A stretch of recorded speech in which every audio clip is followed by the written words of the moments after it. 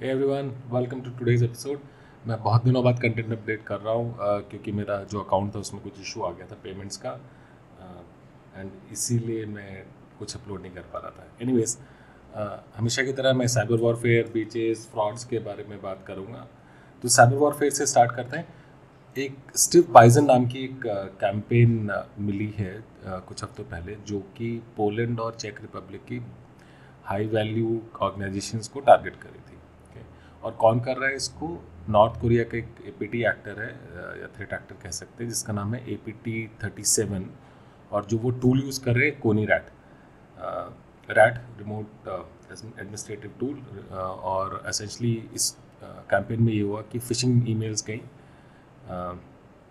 जिन्होंने टारगेट किया विक्टिम को, ताकि वो अटैचमेंट खोले। अटैचमेंट जो है वो एक डॉक्यूमेंट की तरह दिख के बारे में क्लेम किया जाता है, और एक रिपोर्ट है उसके एसेंशली रशिया वॉर कॉरस्पॉन्डेंट एक ओल्गा बोजेवा, उनका कंटेंट दिखता है, और वो एसेंशली डिकॉय है। ओके। और जब भी डॉक्यूमेंट कोई खोलता है तो एक स्क्रिप्ट बैकएंड में रन करती है, और वो सिस्टम पे शेड्यूल कर देती है एक टास्क फर्दर एक्टिविटी करने के लिए। तो ये स्टैंडर्ड अप्रोच लेते हैं। दूसरा क्या है, एक और कैंपेन मिली नॉर्थ कोरिया की साइड से, जो कि काफ़ी इंटरेस्टिंग है। इन्होंने एक ब्राउज़र एक्सटेंशन को यूज़ किया है जो कि मलिशियस है। तो ब्राउज़र एक्सटेंशंस, जिस तरह आप बहुत लोग यूज़ करते होंगे, जो कुछ चीज़ें ऑटोमेट कर देती है, ब्राउज़र में फीचर्स नहीं आते उनको वो प्रेजेंट करती है। जैसे मैं कुछ एक्सटेंशंस यूज़ करता हूँ जो ईमेल सॉर्ट कर देती है, और ईमेल को ऑर्गेनाइज कर देती है। इस तरह और भी बहुत सारे ऑप्शंस होते हैं। तो इस तरह के जो एक्सटेंशंस है वो हज़ारों लाखों की क्वांटिटी में किसी भी ब्राउज़र पे मिलती है। और इस स्पेसिफिक केस में थ्रेट एक्टर जो किमिस्की है उसका जिक्र आया, और किमिस्की पहली बार 2018 में उन्होंने क्रोम प्लगइन बनाया था जिसका नाम स्टोलन पेंसिल था। और ये क्या करता था कि विक्टिम के जो ब्राउज़र की कुकीज़ है ना और पासवर्ड्स हैं उनको चुरा लेता था। ओके। और उसके बाद किमिस्की का नाम इसलिए भी आया क्योंकि उसने रशिया और साउथ कोरिया को ये जो कोनी रैट है ये डिलीवर किया था। ओके।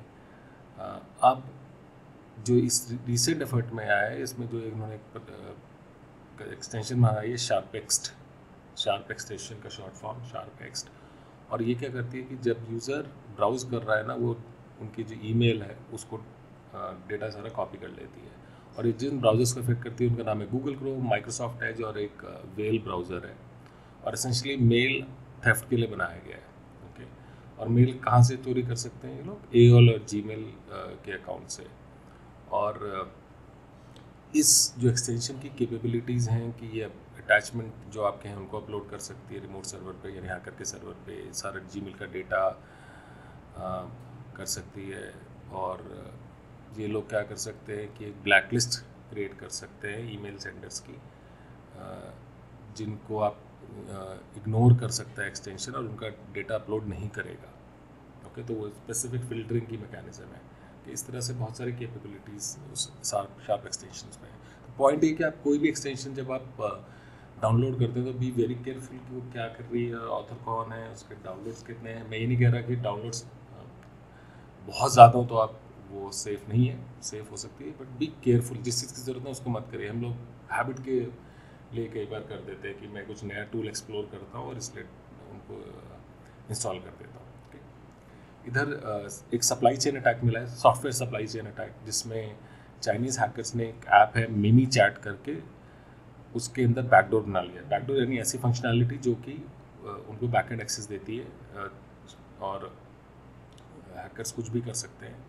और जिस ग्रुप की हम बात कर रहे हैं उसका नाम है लकी माउस। और ये जो इस बार जो इन्होंने कैंपेन करी है इस पर्टिकुलर मिमी चैट के केस में, कुछ 13 डिफरेंट एंटिटीज़ है ताइवान और फिलीपींस में, उनको इन्होंने टारगेट किया है। ओके। इसमें जो 8 विक्टिम्स हैं उनमें एक आरशेल नाम का एक टूल यूज़ किया गया है, और आरशेल एसेंशियली रिमोट कनेक्टिविटी दे देता है आपके सिस्टम्स की। और ये जो ग्रुप है ये लोग और भी इन लोगों ने इम्प्लांट्स यानी टूल्स पहले यूज़ करे हुए, जिसमें सिस अपडेट है, हाइपर ब्रोअर प्लगएक्स है। आप इनको गूगल कर करके देख सकते हैं कि इनमें क्या कैपेबिलिटीज़ है, आपको समझ में आ जाएगी। सिमिलर कैपेबिलिटीज़ ऑफर करता है। ओके। ना हुआ क्या इस केस में कि जो अटैकर ग्रुप है लकी माउस, उसने मिमी चैट के सर्वर्स को कंट्रोल लिया, उसमें अपना कोड इंसर्ट किया और जो बैकडोर्स का है, रिमोट एक्सेस का है, और उसको उसी को जब लोगों ने यूज़ किया तो दे गॉट इन्फेक्टेड। ओके, अब ये जो मिमी चैट है ये स्पेसिफिक रीजन्स में यूज़ होता है, it's not a global tool, और ये भी क्लियर नहीं है कि ये जेन्युइन चैट प्रोग्राम है या फिर इसको सिर्फ इसी काम के लिए बनाया गया है। ओके, तो ये डिफरेंट पॉइंट ऑफ व्यूज़ हैं, जैसे रिसर्च आगे आएगी तो पता चलेगा। ब्रीचेस की बात करें तो एक मैसिव ब्रीच सिस्को ने रिपोर्ट किया एक रैंसमवेयर ग्रुप का से, जिसका नाम है येनलू वांग, और येनलू वांग ने एक्चुअली ये मई में स्टार्ट हुआ था, और इन्होंने बोला था कि हम जो हैकर्स हैं ये लोग कुछ डेटा स्टील नहीं कर पाए हैं, और इन्होंने कोई डिटेल्स डाइवल्ज नहीं करी थी, और उन्होंने ये कहा था कि कस्टमर्स जो हमारे हैं उनको इम्पैक्ट नहीं है, प्रोडक्ट्स और सर्विसेज पे इम्पैक्ट नहीं है, और सेंसिटिव डेटा नहीं हुआ है। लेकिन 10 अगस्त को इन जो थ्रेट एक्टर्स हैं इन्होंने एक लिस्ट पब्लिश कर दी जो कि डार्क वेब पे अवेलेबल थी, और वो एसेंशली कौन सी फाइल्स हैं उनके पास उसकी स्क्रीनशॉट थी। ओके, फिर इसकी और डिटेल्स आई कि इस गैंग ने एक एम्प्लॉय के क्रेडेंशियल्स को यूज़ करके एंट्री करी, उसके बाद अटैकर्स ने वॉइस फिशिंग की, जिसको हम फिशिंग कहते हैं, यानी कोई फ़ोन करके आपको ल्योर करेगा कि आप ये इन्फॉर्मेशन दे दीजिए, और उसकी वजह से ये जो अटैकर ग्रुप है ये अपने जो मल्टी फैक्टर ऑथेंटिकेशन सिक्योरिटी के लगाया जाता है उसको ये लोग बाईपास नहीं बट एसेंशली यूज़र को अलाउ कर यूज़र ने खुद ही अलाउ कर दिया कि आप एक्सेस कर लीजिए, और एक बार जब वो सिस्टम में घुस गए उसके बाद उन्होंने अपनी प्रिविलेज एस्केलेट करी, they got more control and they had access. Okay, hackers claim कर रहे हैं उन्होंने सोर्स कोड ले लिया है सिस्को के कुछ प्रोडक्ट्स का, और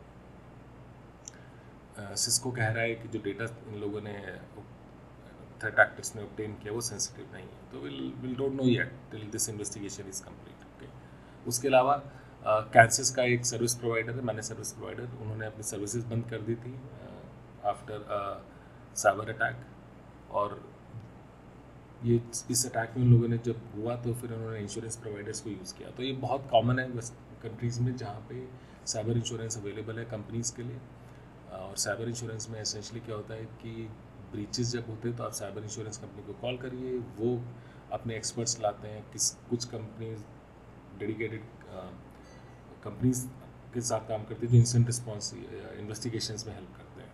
ओके, तो इनका जो सर्विसेज वैसे बैक हो चुकी हैं, बट इनकी ये लोग सर्विस ऑफर करते थे शेयर पॉइंट की, एक्सचेंज की, और भी प्रोडक्ट्स की, एंड उन पे इम्पैक्ट था। तो एक बिजनेस जो कि प्योर आईटी से सर्विसेज ऑफर कर रहा है, आप इमेजिन करिए उसके अगर बंद हो जाए सर्विस तो कितना इम्पैक्ट आएगा, और कस्टमर्स को कॉन्फिडेंस में का चला जाता है, राइट। आप खुद सोचिए अगर आपका बैंक 3 दिन के लिए बंद हो जाए उनकी वेबसाइट तो आपको कितनी दिक्कत होगी और आपका कॉन्फिडेंस चला जाएगा।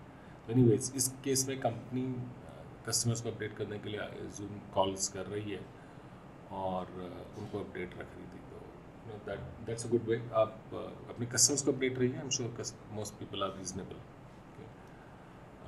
वन टच पॉइंट नाम की एक और कंपनी है जिसका डेटा ब्रीच हुआ है, और ये जो कंपनी है ये प्रिंट मार्केटिंग एग्जीक्यूशन और सप्लाई चेन मैनेजमेंट करती है हेल्थ केयर सेक्टर के ऑर्गेनाइजेशंस को। ओके, इनके यहाँ एक रैंसमवेयर अटैक हुआ और जिसकी वजह से PII पर्सनली आइडेंटिफाइड इंफॉर्मेशन चोरी हो गई, और ये एसेंशली इंफॉर्मेशन है जो एम्प्लॉयज़ या कस्टमर्स की पर्सनल डेटा रखते हैं जिससे इंडिविजुअल्स को ट्रैक किया जा सके। ओके, वन टच पॉइंट ने ये बताया कि अप्रैल 28 को उनको इशू मिला था, पहली बार इनक्रिप्टेड फाइल्स मिली थी कुछ, और उन्होंने इन्वेस्टिगेशन चालू कर दी थी, और फिर उनको उनकी इन्वेस्टिगेशन से पता चला कि अटैकर्स ने अप्रैल 27 को पहली बार एक्सेस किया था, और तब तक उन्हें स्कोप नहीं पता था कि क्या डेटा गया है। बट इन्वेस्टिगेशन जैसे और आगे बढ़ी तो उसके बाद पता चला कि names, addresses, birthday, date of service, description of services, diagnosis code, और जो हेल्थ और के असेसमेंट के अराउंड डेटा होता है वो इम्पैक्ट हुआ था। ओके, इनफैक्ट एक कस्टमर के लिए सोशल सिक्योरिटी नंबर भी चला गया था जो वहाँ का नंबर है जिससे नेशनल आइडेंटिटीज़ कह सकते हैं, जिससे आप इंडिविजुअल्स को आइडेंटिफाई कर सकते हैं। ओके, वन टच पॉइंट ने बोला है कि वो अपने कस्टमर्स के साथ काम कर रही है इम्पैक्ट चेक करने के लिए, और ये डेटा उनकी डेटा ब्रीच नोटिस में अवेलेबल है। और वन टच पॉइंट ने 34 हेल्थ केयर इंश्योरेंस करियर्स और हेल्थ केयर सर्विसेज प्रोवाइडर्स का के बारे में बताया है जो कि इम्पैक्टेड है। अब ये नंबर ज़्यादा भी हो सकता है, कम भी हो सकता है। ओके, नाउ एक और स्पेसिफिक अटैक रैंसमवेयर में, एक वुटान स्कूल है बेडफोर्डशायर में, उन पे अटैक हुआ है। 500,000 पाउंड्स की रैंसम मांगी गई है, और इसमें जो एक्टर इन्वॉल्व है वो है हाइव रैंसमवेयर ग्रुप। हाइव काफ़ी पॉपुलर ग्रुप है, बहुत टाइम से आ रहे हैं। और इन लोगों ने एसेंशली रैंसमवेयर ग्रुप्स, आपको पता है कि रैंसम मांगते हैं और फिर डेटा देते हैं और कई बार नहीं भी देते हैं। ओके, और ये 500,000 पाउंड बहुत बड़ा अमाउंट है, और इसलिए इन लोगों ने क्लेम किया कि भाई उनके पास साइबर इंश्योरेंस है, इसलिए हम ज़्यादा अमाउंट मांगेंगे। ये पहले भी ग्रुप्स हो चुके हैं जहाँ पे रैंसमवेयर एक्टर्स देखते हैं कि इन्होंने इंश्योरेंस ले रखा है, मतलब इनका इंश्योरेंस प्रोवाइडर पैसे देगा तो मैं ज़्यादा अमाउंट मांग सकता हूँ। साथ ही साथ एक और नया फ्रॉड या फ्रॉड मैकेनिज्म पता चला है, या ऐसे करिए कि एक नया पैटर्न पता चला है जिसमें कि मैसेजिंग ऐप्स जिसमें टेलीग्राम और डिस्कॉर्ड है, इनको यूज़ करके साइबर क्रिमिनल्स काम कर रहे हैं ना। जो लोग डिस्कॉर्ड और टेलीग्राम जनरली यूज़ करते हैं वो लोग जानते हैं कि they are easy to use, और अब लेकिन साइबर क्रिमिनल्स भी वही काम कर रहे हैं। पर्टिकुलर सॉफ्टवेयर्स हैं, जैसे एक ब्लिट्स ग्रैबर नाम का एक इंफॉर्मेशन स्टीलर है जो कि सारा काम डिस्कॉर्ड वेबहुक्स के थ्रू करता है, और एसेंशली वो ऑटोमेट कर देते हैं वेबहुक सारी एक्टिविटी, जैसे डेटा अपलोड डाउनलोड, और ये फिर पकड़ में नहीं आता कि एक्टिविटी क्या हो रही है। सिमिलरली टेलीग्राम स्पेसिफिक है। Going back to Blitz Grabber, ये जो इंफॉर्मेशन स्टील करता है वो डेटा ऑटोफिल डेटा है, बुकमार्क्स हैं, ब्राउज़र कुकीज़ हैं, क्रेडेंशियल हैं, वीपीएन के, पेमेंट कार्ड इन्फॉर्मेशन है, वॉलेट्स हैं, पासवर्ड्स हैं, प्रोडक्ट कीज़ है सब विंडोज़ की, वो सब कॉपी करता है। और ऑल्सो माइनक्राफ्ट और रोब्लॉक्स के गेमिंग प्लेटफॉर्म्स के क्रेडेंशियल यूज़ करता है, तो काफ़ी मॉडर्न है। और सिमिलरली टेलीग्राम का एक फोकस्ड मैलवेयर है जिसका नाम है एक्स फाइल्स, और वो भी इसी तरह से काम करता है। ओके, तो as new software get popular, जितने ज़्यादा लोग यूज़ करेंगे, cyber criminals will come after that to use them somehow. हमने पहले भी इंस्टेंसेस देखे थे जहाँ पे यूक्रेन आईटी आर्मी या रशिया के गैंग्स में बहुत ज़्यादा टेलीग्राम का यूज़ होता है टू सर्कुलेट इन्फॉर्मेशन। ओके, एक और वॉर मिला है रास्पबेरी रॉबिन, जो कि यूएसबी की तरह इन्फेक्ट करता है, और ये जो थ्रेट एक्टर है इसका नाम है ईविल कॉर्प। और एसेंशियली ये पुराना तरीका है, but it is still there, right? Which means they are targeting companies who still use USBs, and इस तरह से ये स्प्रेड करता है, और स्पेसिफिक टैक्टिक्स है ये ईविल कॉर्प की। एक और इंटरेस्टिंग फिशिंग अटैक मिला है जो कि रैंसमवेयर से अपना कुछ पैटर्न लेता है। वो एक कहता है कि अगर आपने इस टाइम तक पेमेंट नहीं किया तो हम आपकी इंफॉर्मेशन में डिलीट कर देंगे या आपका अकाउंट डिलीट कर देंगे, इस तरह से। तो जो विक्टिम है वो डर जाता है। एग्जांपल आपके न्यूज़ में लाया है कि बैंक बोल रहा है अगर आपने अगले 2 घंटे के अंदर इन्फॉर्मेशन नहीं डाली है, 24 घंटे में अगर आपने इन्फॉर्मेशन नहीं डाली तो हम आपका अकाउंट डिलीट कर देंगे, आपके फंड्स चले जाएंगे। तो इस तरह से वो लोग टैक्टिक्स अपना रहे हैं। और गूगल प्ले स्टोर पे कुछ और मैलवेयर मिले हैं जो कि क्लीनर्स की तरह से, सिस्टम ऑप्टिमाइजर्स की तरह काम करते हैं, बट ये सब मैलवेयर है और डेटा चुराते हैं। तो प्लीज़ कोई भी ऐप्स मत करिए इस तरह की जो आपको नहीं पता है उनको। Be careful on what you download. And ये जो ऐप्स हैं ये जब इंस्टॉल हो जाती हैं तो आपके सिस्टम का सारा डेटा ले लेती हैं। एंड आप लोग बहुत लोग सोचते हैं, मुझसे पूछते भी हैं कि हमारे फ़ोन में तो कुछ है ही नहीं।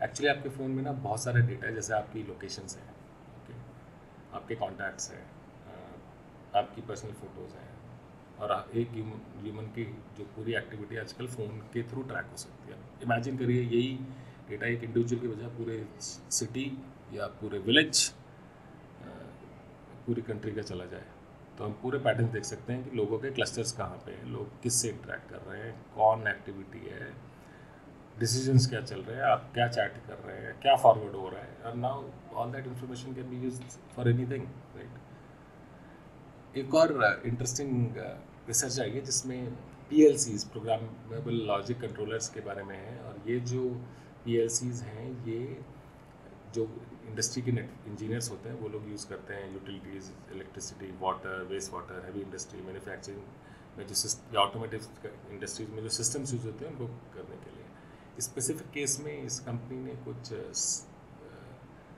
वर्किंग एक्सप्लॉइट्स प्रोड्यूस किए हैं जो कि बहुत टॉप कंपनीज हैं उनके बारे में, कि उनको ये अटैक कर सकते हैं, जिसमें रॉकवेल है, स्नाइडर है, BNR, जिंगे, ओवारो, एमर्सन, इन सब के सॉफ्टवेयर में इम्पैक्ट है।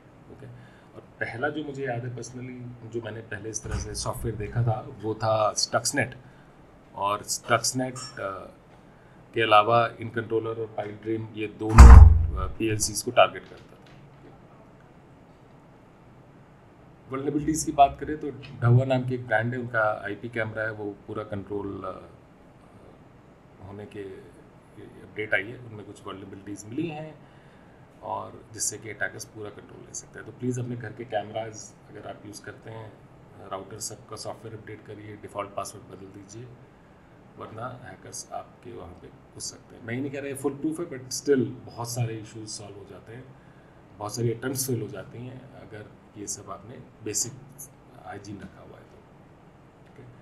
कुछ इंटरेस्टिंग रिपोर्ट भी आई हैं 2-3 हफ्तों में, वो ये थी कि एक एनिसा की एक रैंसमवेयर फोकस रिपोर्ट आई है, जिन्होंने एनिसा एक बॉडी है यूरोप की जो IT और साइबर सिक्योरिटी के बारे में काफ़ी एक्टिव है और वो अवेयरनेस की बहुत सारी रिपोर्ट्स निकालते हैं।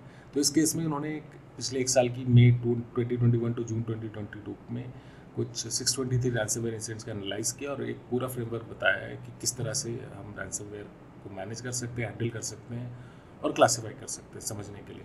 तो उन्होंने एक मैट्रिक्स दिया है, let's lock, encrypt, delete, steel, जिससे कि रैंसमवेयर की कैपेबिलिटीज़ मैप करी जा सकती है। तो अगर आप रैंसमवेयर से परेशान है, ज़्यादा समझना चाहते हैं, तो मैं हाईली रिकमेंड करूँगा और ये भी बोलूँगा कि इस तरह की रिपोर्ट्स आप पढ़ते रहिए ताकि आपको नई टैक्टिक्स और टेक्निक्स पता चलती रहें और आप अपनी ऑर्गेनाइजेशंस को सिक्योर कर सकें या अवेयर रह सकें कि इंडस्ट्री में क्या हो रहा है। एक और रिपोर्ट आई है जिसके अंदर डिटेल्स हैं कि किस तरह से साइबर सिक्योरिटी इंसिडेंट्स होते हैं, उनमें से एक्टिविटी होती है। तो उसमें दो सबसे बड़ी मेथड्स है जिसके थ्रू अटैक्स हो रहे हैं, वो है एक है फिशिंग और दूसरा है सॉफ्टवेयर वल्नरेबिलिटीज। और अगर आप पैटर्न नोट करेंगे तो मैं जितने भी अटैक्स बताता हूँ उसमें इनिशियल एक्सेस जो होती है ना, जो फर्स्ट टाइम अटैम्प्ट होते हैं, वो फिशिंग और सॉफ्टवेयर वल्नरेबिलिटीज़ के अराउंड ही होती है सबसे ज़्यादा। ओके, तो परसेंटेज भी है। अगर आप मेरे यूट्यूब चैनल पे हैं तो वहाँ पे मैंने ये सब डायग्राम्स और इमेजेस मैं हमेशा रखता हूँ और आप उसको रेफ़र कर सकते हैं। ओके, और उसमें ये भी बताया कि फाइनेंस और रियल एस्टेट बहुत ज़्यादा इम्पैक्टेड है रैंसमवेयर से, जहाँ पे डिमांड करीब $8 मिलियन और $5.2 मिलियन के अराउंड एवरेज है। उस रिपोर्ट में ये भी है कि कौन सी वल्नरेबिलिटी सबसे ज़्यादा यूज है। तो एक प्रॉक्सी शेल नाम की वल्नरेबिलिटी है, एक log4j है, और उन्होंने ये भी बताया कि जब भी कोई वल्नरेबिलिटी रिपोर्ट होती है ना पब्लिक डोमेन्स में, तो 15 मिनट के अंदर अटैकर्स उन वल्नरेबिलिटीज़ को ढूंढना चालू कर देते हैं कि वह सर्वर्स बताइए कि जहाँ पे वो इम्पैक्ट है।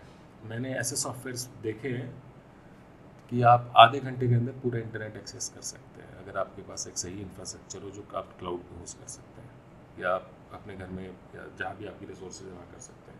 इमेजिन करिए आधे घंटा 1 घंटे के अंदर आप पूरा इंटरनेट स्कैन कर सकें एक पर्टिकुलर सॉफ्टवेयर का इशू ढूंढने के लिए। That's how complex and easy this world is. Okay, आपको सिर्फ इंटेंट चाहिए, थोड़ी सी ट्रेनिंग चाहिए, and then cyber criminals that's how they get started. उसके अलावा एक और रिपोर्ट है जिसमें उन्होंने बताया कि फ़िशिंग सबसे बड़ा स्कैम है। अराउंड 68% के लोग हैं जो फ़िशिंग के थ्रू इम्पैक्टेड है, और बहुत सारी ब्रांड्स हैं जिनसे इम्पैक्ट हो, जिनके मैसेजेस फिश किए जाते हैं, जिसमें सोशल नेटवर्क सबसे ज़्यादा पॉपुलर है, माइक्रोसॉफ्ट की पॉपुलर प्रोडक्ट्स हैं, तो जो चीज़ ज़्यादा यूज़ होगी उसी के अराउंड अटैक्स बिल्ड किए जाते हैं। ओके, एक और रिपोर्ट है आई है जिसमें कि cost of data breach all time high पे है, कुछ अराउंड $5.4 मिलियन है, और ये रैंसम, और ये भी बताया कि रैंसम पे करने से हेल्प नहीं मिलती, बहुत सारी ऑर्गेनाइजेशन पे कर देती हैं लेकिन डेटा वापस नहीं होता या पब्लिक में आ जाता है, वो एक्सटॉर्शन ज़्यादा करते हैं। और रिपोर्ट में भी बात है कि क्लाउड, हम ऑलरेडी हमारे सिस्टम्स क्लाउड से पे यूज़ मूव कर रहे हैं, लेकिन सिक्योर नहीं है वो, तो वो भी एक इंटरेस्टिंग ऑब्जर्वेशन थी। एक और थी कि ब्रीच होने के बाद भी जो ऑर्गेनाइजेशन एक बार हो चुका है वापस हो जाती है। 50% ऑफ केसेस में इस रिपोर्ट में डिटरमाइज किया, तो यानी एक बार आप ब्रीच हो गए डजंट मीन कि आप वापस नहीं होंगे। ओके, सिंपल, एक बार चोट लगती है उसके बाद ज़रूरी नहीं कि आपको चोट ना लगे, अगर आप मिस्टेक करेंगे तो चोट लगेगी, राइट। तो अटैकर्स इतने स्मार्ट हैं कि वो बैकडोर छोड़ देंगे या फिर से आपको करेंगे, क्योंकि आप एक बार उन्हें पैसे दे चुके हैं या आप आपके यहाँ वो सक्सेसफुल हो जाते हैं। तो मतलब मैं साइबर क्रिमिनल में कंफर्टेबल हूँ, आपके ऑर्गेनाइजेशन में अटैक करने के लिए वापस करूँगा, right. That's how human mind works. Okay, तो इस रिपोर्ट को पढ़िए। और एक और रिपोर्ट है इंटरेस्टिंग जो कि यूरोपोल ने रिपोर्ट करा, उनका यूरोपियन क्राइम सेंटर, कि एक पर्टिकुलर अटैक में रैंसमवेयर ने, जो अटैकर्स ने, उन्होंने घुसने की कोशिश करी और MFA था, मल्टी फैक्टर ऑथेंटिकेशन आया, तो वो लोग चले गए, थक गए, they just gave up. So basic cyber security control होता है MFA, बट बहुत ऑर्गेनाइजेशंस नहीं यूज़ करती हैं, तो मैं रिकमेंड करूँगा कि प्लीज़ अप्लाई करिए MFA। Passwords are not enough, उनसे आप ऑर्गेनाइजेशंस को नहीं बचा सकते। ओके, एक रिपोर्ट ये भी आई है कि जो क्रिटिकल सेक्टर्स हैं, और क्रिटिकल सेक्टर्स में एसेंशली US के अंदर 16 क्रिटिकल सेक्टर्स क्लासीफाई होते हैं, जिसमें food, agriculture, health care, transportation system, water, financial services, यानी जो आमतौर पे लोग यूज़ करते हैं, सिटीजन्स यूज़ करते हैं, उनके सिस्टम्स हैं। ओके, इन क्रिटिकल सेक्टर्स पे रैंसमवेयर अटैक बहुत ज़्यादा है।